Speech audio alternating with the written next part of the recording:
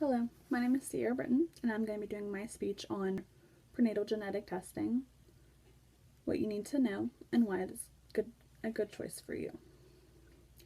Have you ever wondered what diseases or disorders have been passed down through your family's bloodline?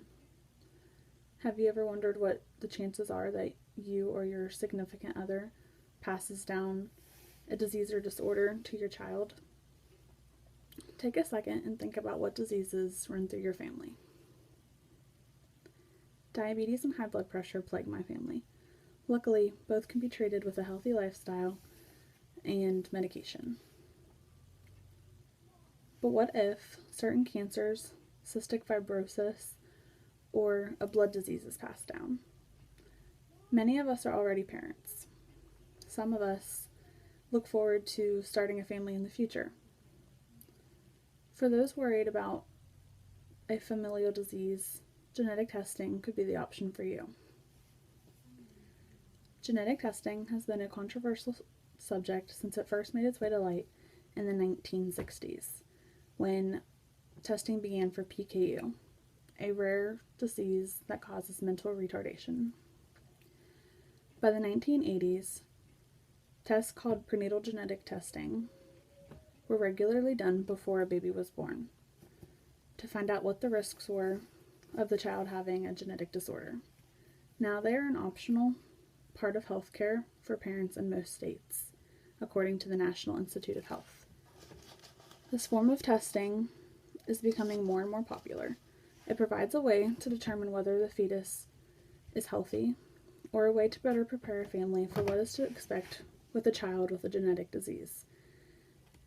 Genetic disorders can be mild to severe, ranging from cleft lip to cystic fibrosis and some cancers.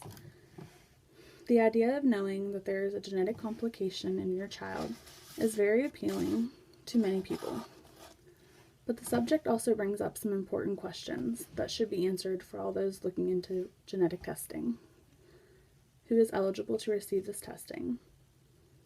How is the genetic testing done? Is this testing safe, and what are the risks? What if the tests come back positive? Is this a good option for my family and I? To answer some of these, prenatal genetic testing is an available option for couples who already have a disorder themselves, have a close relative with a disorder, which also may include having a child with a defect. It is also recommended to parents who receive abnormal standard prenatal screening test results. Women who have had 2 or more miscarriages and women over the age of 34 should also consider having this testing done. Prenatal genetic testing can be done in several ways. 2 of the most common ways are amniocentesis and CVS.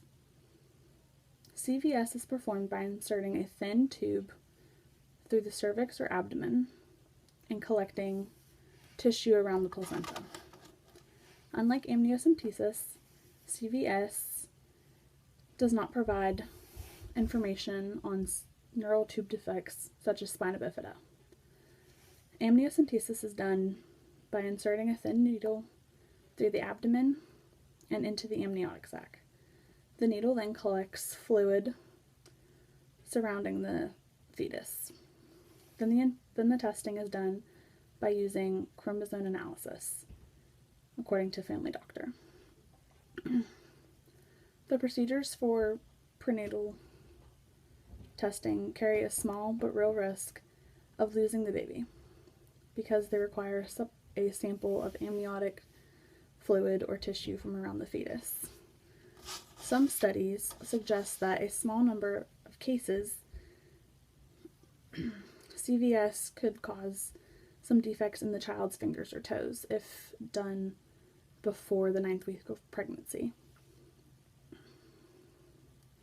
If the tests come back positive, it may not always be such a terrible thing. Sometimes certain problems can be treated before the baby is even born, while others may need special treatment right after delivery. In some cases, the parent may choose to discontinue the pregnancy.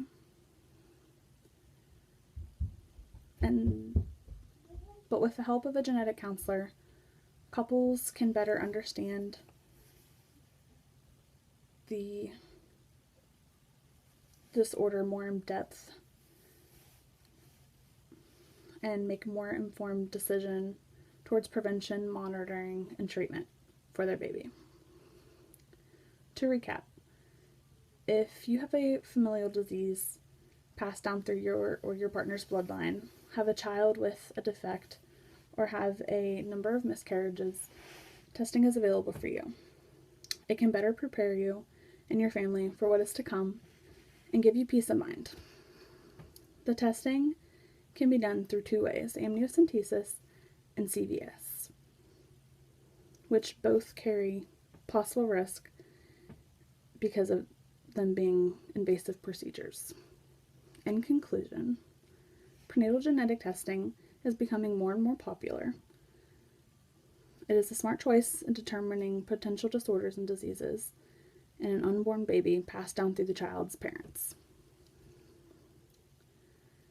I believe genetic testing is a good option for those who are worried about passing down a disease or disorder to their child.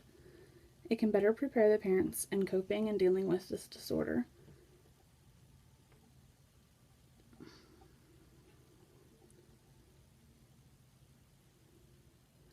I think that having testing done can aid in the prevention and correction of some disorders before the baby is even born, as well as helping the parents that have a better understanding of what is to expect with the disorder and disease, and plan and treatment and prevention. Thank you.